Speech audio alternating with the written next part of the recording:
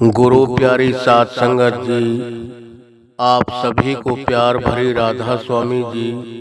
अगर आप हमारे रूहानी साखियाँ चैनल पर नए हैं तो हमारे चैनल को लाइक व सब्सक्राइब करना ना भूलें जी। आज जो हम आपको साखी सुनाने जा रहे हैं वो साखी भजन सुमरन के ऊपर है। हमारे बाबा जी हमें 2.5 घंटे का भजन सुमरन क्यों देते हैं, इसका क्या फायदा है और 2.5 घंटे भजन सुमरन करने से हमको क्या मिलता है, इसके बारे में आपको पता चलेगा। समुद्रों के बीच में जो टापू खाली होते हैं, खाली जगह होती है, वहाँ एक पूरी नगरी बसी हुई थी। उनके लिए कोई पानी वाला जो सौदागर था, सामान पहुंचाने वाला, वो सत्संगी था और उनके लिए वो सामान पहुंचाया करता था। जितना भी खाने पीने का सामान है सब वो पहुंचाता था। अभी एक बार वो सामान को लेके गया और अभी वो सामान उतारने वाले नहीं आए और उन्होंने वहाँ सुबह 4 बजे अपना गैस चलाया और अपना चाय बनाकर पी और उसके बाद में अपना खाना तैयार करके खाना भी खा लिया। अब वहाँ के जो एहलकार थे, वहाँ की उस नगरी का जो राजा था, वहाँ उसके एहलकार छोड़े हुए थे। उस राजा का एक नियम था कि अगर सुबह 6 से 7 बजे तक के बीच में जब तक कोई मालिक की पाठ पूजा या उसकी आरती वगैरह नहीं करता था और ऐसे ही मंदिर में नहीं जाता था और अपना खाने पीने का सामान, चाय पानी और रोटी बना के खाता था, उसको वो फांसी की सजा देता था। वहाँ उसने अपना एक नियम, एक असूल बनाया हुआ था कि सबसे पहले खड़े हो, मुंह हाथ धो और मालिक की जाओ, मंदिर में जाओ, पाठ पूजा करो, आरती करो, उसकी घंटा आध घंटा मालिक का नाम लो। उसके बाद में आप अपना चाय पानी, खाना पीना, जो कुछ भी खाना है आपको, वो बनाकर खाए पिए। अब वहाँ का एक ये नियम बना हुआ था वहाँ के राजा का। अब जो वो सामान ले जाने वाला सौदागर था, वो सत्संगी था। वो रात को ही 1-2 बजे भजन सुमरन पे बैठ जाता और वो 2.5 घंटे का भजन सुमरन करके, जो बाबा जी ने हमें दिया हुआ है, 2.5 घंटे का भजन सुमरन करके उसके बाद में अपनी चाय पानी बनाता और फिर खाना भी बना के खा लेता था। अब ये चीज वो उस नगरी का जो राजा था, उसके अहलकारों ने उस सौदागर को मना किया कि भाई अगर राजा को पता चल गया तो आपको बहुत बुरी सजा देगा ये राजा। आप सुबह मालिक का नाम नहीं लेते हो और सुबह सुबह आप अपना चूल्हा गर्म करके चाय अपने लिए बनाते हो और फिर खाना बनाते हो, खाना बना के फिर खा पी लेते हो मालिक का नाम लिए बगैर। अब उन्हें पता नहीं था कि ये सत्संगी जीव है और ये मालिक का नाम कब ले लेता है। वो तो रात के 2 बजे खड़ा होता था, उसका एक नित्य नियम टाइम बना हुआ था, रात के 2:30 बजे 2 बजे खड़ा होना और 2.5 घंटे पूरे भजन सुमरन करके उसके बाद में अपना खाता पीता। अब वहाँ वो 4-5 बजे सुबह बना लेता था। वहाँ के राजा का एक नियम था कि जो 7 बजे से पहले खाए पिएगा कुछ भी सामान, पहले मालिक की आरती, उसकी पाठ पूजा नहीं करेगा मंदिर या गुरुद्वारा में जाकर, उसको बहुत सजा दे देता था। फांसी की सजा दे देता, किसी को और कोई सजा दे देता, ऐसी सजाएं सुनाता था। अब जो सत्संगी जब सुबह चाय पानी उसने बना लिया, खा पी लिया, भजन सुमरन करने के बाद में वहाँ के अहलकारों ने उसको मना किया कि भाई आप ऐसा गलत मत करो, राजा को पता चल गया तो आपको बहुत बुरी सजा देंगे। कहने लगा जी हमारे सतगुरु का हुक्म है कि 2.5 घंटे का भजन सुमरन करो और उसके बाद में जो मर्जी खाओ पियो, कोई वो नहीं है नियम, कोई टाइम की पाबंदी नहीं है। तो उन्होंने मना करने के बावजूद भी उसका तो एक नियम बना हुआ था कि वो मालिक का नाम रात को ही पूरा कर लिया करता था, 2.5 घंटे। अब वो बात उन्होंने दूसरे दिन, वो खाली नहीं हुआ, सामान जो उतारना था वो सौदागर लेके गया था अपने जहाज में, वो सामान खाली नहीं हुआ, दूसरा दिन भी उसको वहीं गुजर गया। तो ये बात चर्चा चलते चलते राजा के पास चली गई और राजा से शिकायत की वहाँ के एहलकारों ने कि राजा जी, हमारे जो ये सौदागर आता है सामान लेने के पहुँचाने के लिए, हमारे लिए, हमारे नगरवासियों के लिए, ये तो सुबह 4 बजे ही अपना चाय पानी बना के और उसके बाद में खाना बनाता है, खा भी लेता है टाइम से। ये तो कोई 7 बजे का या 6 बजे तक का कोई इंतजार नहीं करता। ना हमने कभी इसको मालिक का नाम लेते देखा है, ना इसको कोई मंदिर, गुरुद्वारा, मस्जिद किसी ऐसी जगह पे जाता हुआ देखा है। तो राजा अपने एहलकारों से पूछने लगा कि भाई, आपने उसको यहाँ के नियम, यहाँ के असूलों के बारे में बताया है? तो उसके जो एहलकार थे, सिपाही थे, उन्होंने कहा हाँ राजा जी, हमने उसको सब कुछ बता दिया है, मगर फिर भी सब कुछ बताने के बावजूद भी वो वही काम करता है। वो तो सुबह 5 बजे देखते हम चाय बनाता है, पहले चाय पीता है, थोड़ी देर के बाद में अपना आटा लगा के अपने लिए खाना तैयार करता है, खाना भी खा लेता है टाइम से। उसका तो ये है। तो वो राजा कहने लगा, अच्छा, आपने मना भी किया है, इसका मतलब उसके मन में कोई हमारा कोई डर नहीं है, मैं देखता हूँ उसको।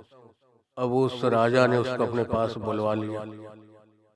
जब बुलवा लिया तो राजा उस सौदागर से पूछने लगा कि भाई ये बता, हमारे एहलकारों ने, हमारे सिपाहियों ने यहाँ के नियम असूल जो है, जो कानून है यहाँ के, वो आपको बताया या नहीं बताया? तो वो सौदागर कहने लगा, हाँ जी बताया। फिर आपने उनको फॉलो क्यों नहीं किया? उन असूलों के ऊपर आप क्यों नहीं चले? फिर भी आपने हमारा कोई डर नहीं माना, कोई हमारी बात की अहमियत नहीं समझी, और आप सुबह 4 बजे ही अपना चाय पानी बना के पीने खाने लग जाते हो, और खाना भी बना के खा लेते हो सबसे पहले।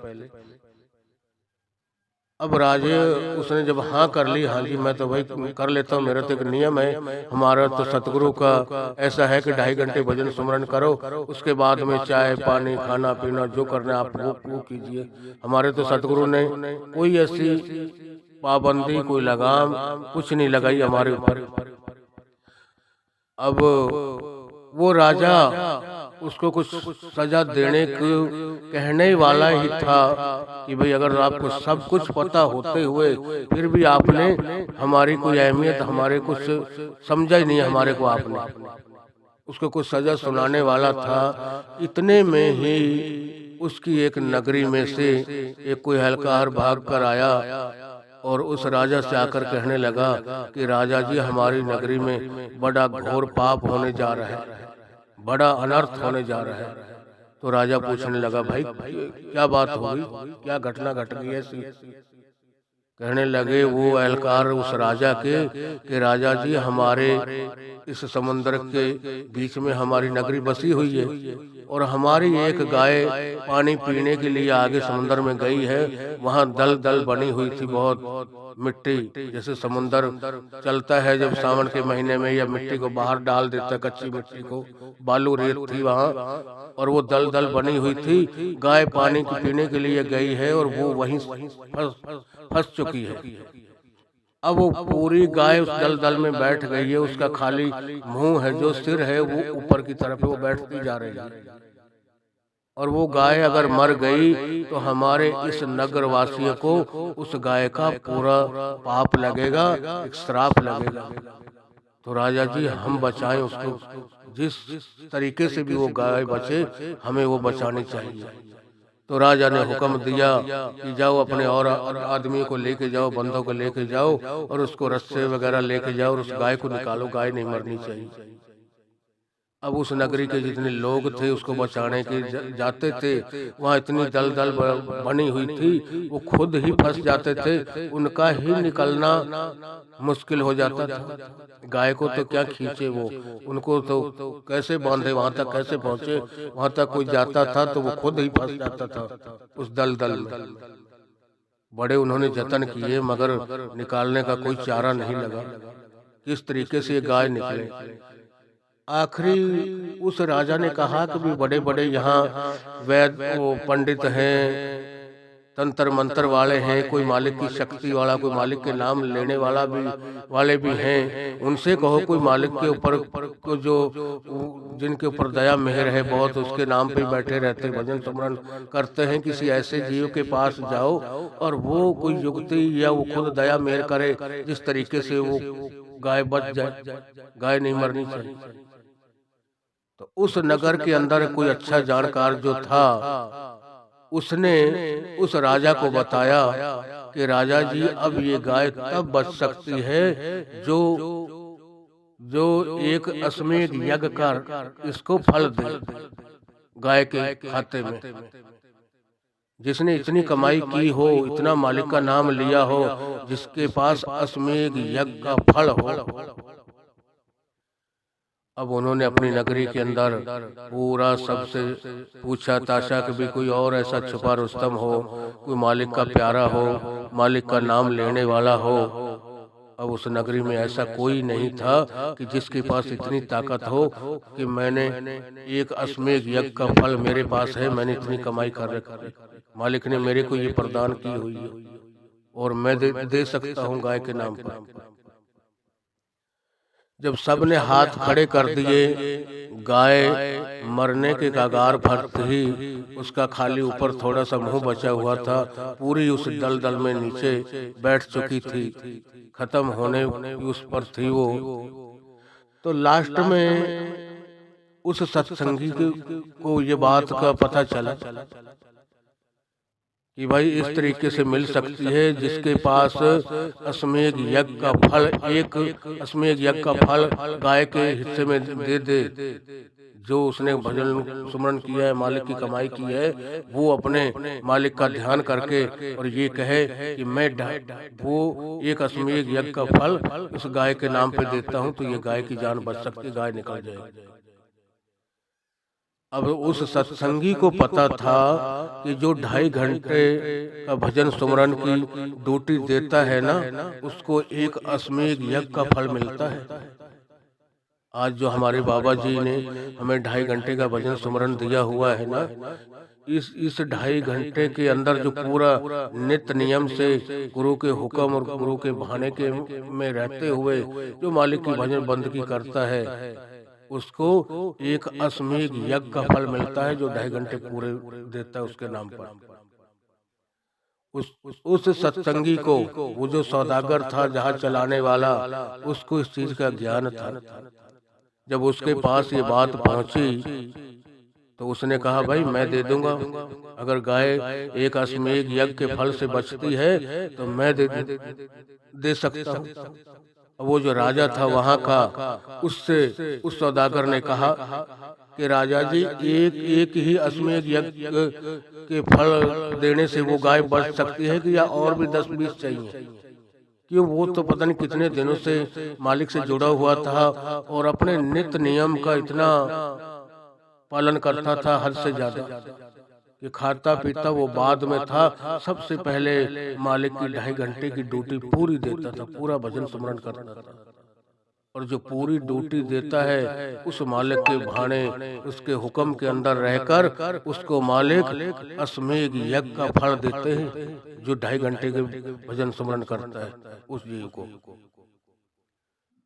तो उस सत्संगी ने उस वहां का जो राजा था उससे कहा कि भाई मेरे पास है अश्वमेध यज्ञ का फल, मैं दे सकता हूँ। उसने, उसको बड़ी खुशी हुई कि भाई मेरी पूरी नगरी के अंदर कोई ऐसा नहीं मिला, कोई इतनी कमाई करने वाला, और ये सुबह 4 बजे उठकर खा भी लेता है, चाय भी पीता है और खाना वगैरह भी बना के अपना खा लेता है, और ये कहता है मेरे पास अश्वमेध यज्ञ का फल है, एक नहीं मेरे पास तो काफी है, आपको और चाहिए ज्यादा 10, 20, 50 तो मैं वो भी दे सकता हूँ। वो वहां का जो राजा था बड़ा हैरान, कहने लगा मैंने एक नियम बनाया हुआ है कि जो सुबह 6-7 बजे से पहले मालिक के नाम लिए बगैर जो मंदिर मस्जिद या गुरुद्वारा नहीं जाता, उसके नाम पर 1 घंटा नहीं निकालता, तब तक वो जिसने चाय पानी अपना बनाना शुरू कर दिया ना, मैं उसको कड़ी से कड़ी सजा दूंगा। किसी को फांसी की सजा देता था, किसी को कुछ इसी तरीके से। और वो सोचने लगा कि मेरी पूरी नगरी के अंदर कोई ऐसा इंसान नहीं जो इतनी मालिक की कमाई करने वाला, और ये सौदागर जो हमारे सामान पहुंचाने के लिए आता है, हमको सामान दे के जाता है अपने जहाज से, ये इतनी कमाई करता है, इतना मालिक का नाम लेने वाला है, इसके पास कितने ही अश्वमेध यज्ञों का फल बता रहा मेरे पास है। आपको तो अगर एक की जरूरत है, एक की 2 या 4 5 10 की चाहिए तो मैं वो भी दे सकता हूँ। तो वहाँ का जो कोई तांत्रिक था जानकर, जिसने बताया था कि एक ही इसको कोई भी अश्वमेध यज्ञ का फल इंसान दे दे, अपने 2.5 घंटे के भजन सुमरन का फल दे दे, जो उसके ये गाय तब बच सकती है। अब उस सौदागर को वो लेके गए वहां, जिसने कहा था कि जी मेरे पास है, अब जितने कहो, 1 कहो, 2 कहो, 4 कहो, मैं दे सकता हूँ गाय के नाम, गाय बचनी चाहिए। अब उसको वहां ले जाया गया गाय के नजदीक, और उसने नामदान लिया हुआ था, और उसने अपने चलो मैं पानी भरा और मालिक का ध्यान करके और कहा कि लो मेरे सतगुरु प्यारे, मैं अपने 2.5 घंटे का भजन सुमरन का जो फल है वो इस गाय के खाते में देता हूँ। और वो जो पानी का चलू भरा हुआ था, उस गाय की तरफ वो छींटे मारे, तो उसी वक्त गाय ऐसे बाहर आ गई जैसे कोई चीज नीचे से कोई चीज उसको ऊपर उखाड़ के बाहर फेंक देती है। एकदम से गाय बाहर निकल आई, जो दल दल में फंसी हुई थी। वहां के जो जितने नगरवासी थे बड़े हैरान, कहने लगे कि ये सत्संगी बताता है मैं सत्संगी हूँ, राधा स्वामी बाबा जी का जिज्ञासु हूँ, और मेरे पास इतना कुछ है, और हमारे पूरे नगर में कोई ऐसा नहीं था। तो जब वो इस तरीके से उसने अपने 2.5 घंटे का भजन सुमरन का फल उस गाय के नाम पे दिया, और वो गाय उसी वक्त वहां उस दल दल से बाहर निकल गई। आज हमें भी चाहिए है, मालिक ने जो हमें भजन सुमरन दिया है 2.5 घंटे का, जो नाम लेते हैं कि 2.5 घंटे जरूर भजन सुमरन करना है, हमें ज्यादा से ज्यादा करना चाहिए। अब जो राजा उसको क्या पता नहीं क्या सजा देने वाला था, और उसका उसी दिन से जब उसने वहां जाकर उस गाय की जान बचाई, अपने 2.5 घंटे का भजन सुमरन का जो फल था उस गाय के नाम पर दिया, वो गाय तुरंत निकल गई वहां से। मालिक की ऐसी कोई मौज हुई, उसी वक्त वो बाहर निकलती चली गई और गाय बाहर निकल गई। तो वो राजा बड़ा हैरान इस चीज को देखकर, राजा सोच में पड़ गया। आखिर उससे कहने लगा, जी आप बताओ आपका गुरु कौन है, और आप कैसे आपने इतने अश्वमेध यज्ञों का फल, पुराने वक्तों में हम पांडवों की सुना हुआ था कि एक अश्वमेध यज्ञ उनका संपूर्ण नहीं हुआ था, और आप आज कह रहे हो कि मेरे पास कितने अश्वमेध यज्ञों का फल है मेरे पास। उसको पता नहीं 10 साल हो गए कि 20 साल हो गए मालिक का नामदान लिए हुए, और वो नित्य नियम से उस मालिक के भजन सुमरन को पूरा वक्त पूरा टाइम देता था। वो खाता पीता ही बाद में था, पहले वो अपनी ड्यूटी वो पूरी करता था। 2.5 घंटे का भजन सुमरन पहले कर।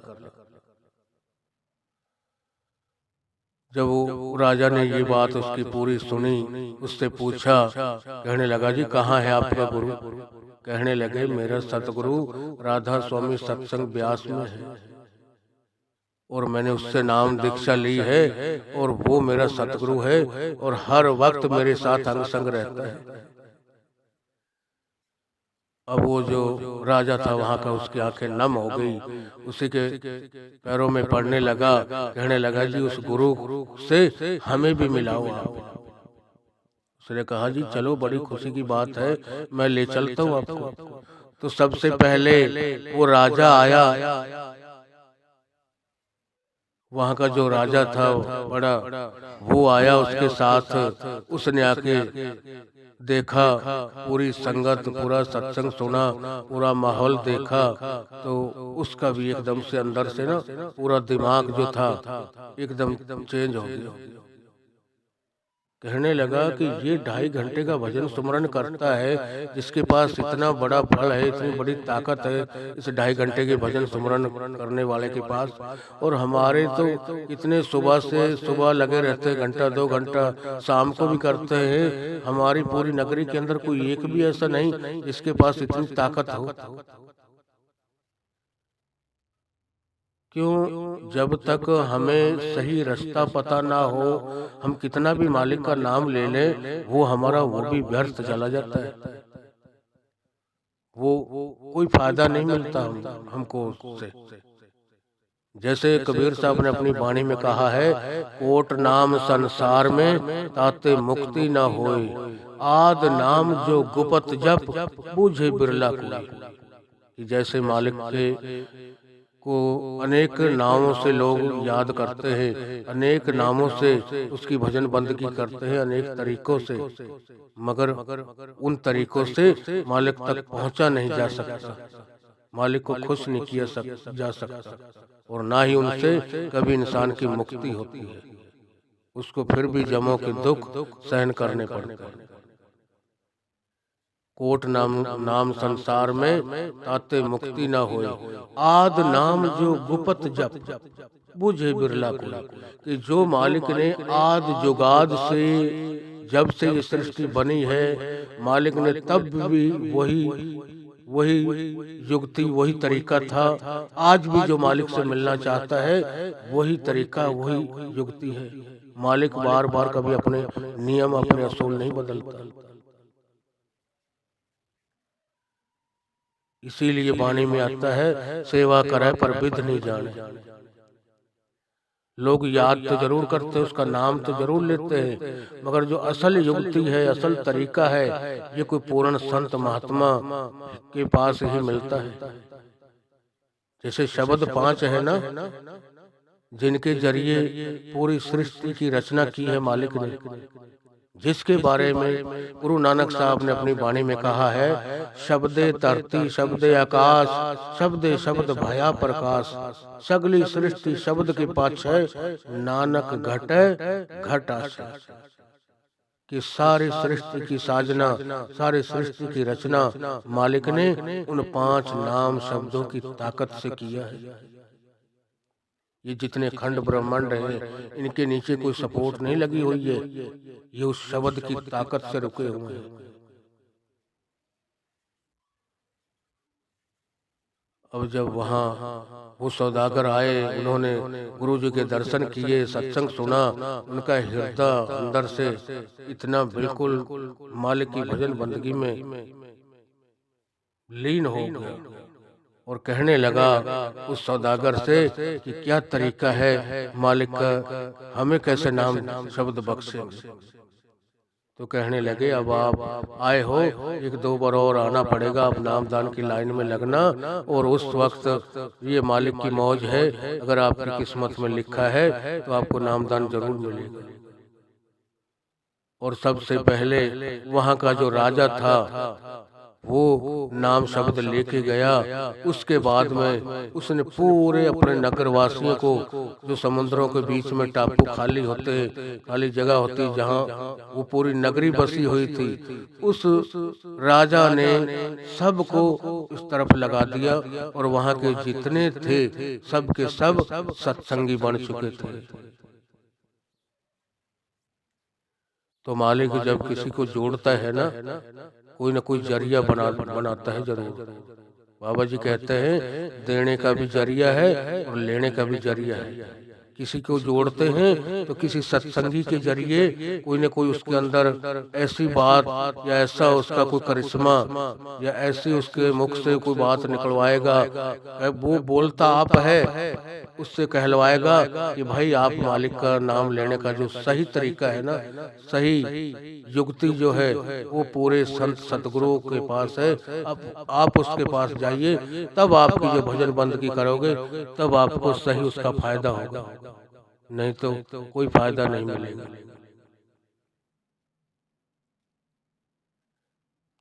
तो हमें भी चाहिए अपने सतगुरु के ऊपर दृढ़ विश्वास, पूरा भरोसा हो। मालिक हर वक्त हमारे अंग संग हैं, कभी दूर नहीं होते। सदा हजूर दूर न जानो, वो हर वक्त अपने शिष्य के अंग संग होते हैं, कभी दूर नहीं होते। मगर हमें पता कब चलता है, अनुभव पूरा कब होता है, जब हम अंदर से रिश्ता जोड़ लेते हैं। बड़े महाराज जी, हजूर महाराज चरण सिंह जी ने जब चोला छोड़ा तो गुरविंदर सिंह ढिल्लो जी ने जब सत्संग शुरू किया, 3 साल के बाद जब पहला सत्संग किया था ना, सन 1993 में, तो गुरु जी का भी गला भर जाता था सत्संग करते करते रुदन से अपने सतगुरु की याद में। मगर जो जिज्ञासु बैठे हुए थे, जो सत्संगी जीव बैठे हुए थे, महाराज चरण सिंह से नाम दान लेने वाले, और वो महाराज चरण सिंह के स्वरूप को याद कर कर बहुत रोते थे कि हमारे सतगुरु थे, कितना सत्संग बढ़िया किया करते थे, कोई अटकाव नहीं, कोई रुकना नहीं, और कितनी एक एक बात को खुलकर बोलते थे। उस दिन उस सत्संग में इस मौजूदा बाबा जी ने एक बात कही थी कि अगर आपने अंदर से रिश्ता जोड़ा होता तो आज आपको जिस विछोड़े का इतना दुख हो रहा है, वो आपको दुख नहीं होना था। आपको पता चल जाता कि ये महाराज चरण सिंह ही आए हुए हैं। इन्होंने खाली चोला बदला है, कपड़े चेंज किए हैं, जैसे वो कपड़े पुराने हो गए, अब ये नए कपड़े पहन के फिर आ गए हमारे बीच में। तो पता उसको चलता है जो 2.5 घंटे का भजन सुमरन पूरी ड्यूटी देता है, गुरु हमारे अंग संग है, हमारे साथ है, हर जगह हमारे साथ खड़ा है। मगर वो तीसरी आंख जब तक हमारी नहीं खुलती, जब तक हम अंदर शब्द से नहीं जुड़ते, जब तक हमें पता नहीं लगता। जिस दिन हम अंदर से रिश्ता जोड़ लेंगे, मालिक हमें हर वक्त हमारे अपने साथ खड़ा दिखाई देगा, और किसी को नहीं दिखाई देगा। उस सत्संगी जीव को ही पता चलेगा कि मेरे सतगुरु मेरे साथ में खड़ा है। उसका इतना मनोबल, उसकी इतनी हिम्मत अंदर से बढ़ जाएगी कि वो किसी से दबने वाला नहीं, किसी से झगड़ने वाला नहीं। क्यों? वो इतनी कमाई करके जिस मौत के बारे में लोग डरते हैं, उस मौत को वो जीत चुका होता है। जिसके बारे में कबीर साहब ने अपनी वाणी में कहा है, जिस मरने ते जग डरे, मेरे मन आनंद, मरने ही ते पाइये पूरन परम आनंद। कि जब तक हम जीते जी उस मंजिल तक, उस घर तक जीते जी हम नहीं मरते, अंदर सतगुरु के नूरी स्वरूप तक नहीं पहुंचते, जब तक हमें अपनी मौत का डर लगा रहता है। फिर हम वहां तक अंदर जीते जी एक बार मरकर अंदर खंडों ब्रह्मंडों पे हमारी रूह चढ़ती है, सतगुरु के अंदर नूरी स्वरूप के दर्शन होते हैं, उसके बाद हमारे अंदर से उस मौत का डर बिल्कुल निकल जाता है। फिर आदमी कभी नहीं डरता, उसे पता है कि मैं कहाँ जाने वाला हूँ, मैं तो एक रूह हूँ, एक आत्मा हूँ, और उस परमात्मा में जाके मिल जाऊंगा। हमारे जो आत्मा है, रूह है, वो कभी नहीं मरती, वो सदा अमर है। ये शरीर जो हम पहनते हैं, ये हमारे बदली होते हैं। तो आज इस साखी द्वारा आपको पता लगा होगा कि 2.5 घंटे भजन सुमरन करने वाले को क्या मिलता है। एक अश्वमेघ यज्ञ का फल मिलता है। तो हमें भी चाहिए, हम भी सतगुरु के भाने में, हुक्म में रहकर उस मालिक की, अपने सच्चे सतगुरु को खुश करते हुए हम 2.5 घंटे का भजन सुमरन जरूर करें। 100 काम छोड़कर हम सत्संग में जाएं और 1000 काम छोड़कर हम भजन सुमरन की ड्यूटी को पूरा करें, ताकि हमारे संत सतगुरु हमारे ऊपर खुश रहे, उनका मेहर भरा हाथ हमारे सिर के ऊपर हर वक्त बना रहे। राधा स्वामी।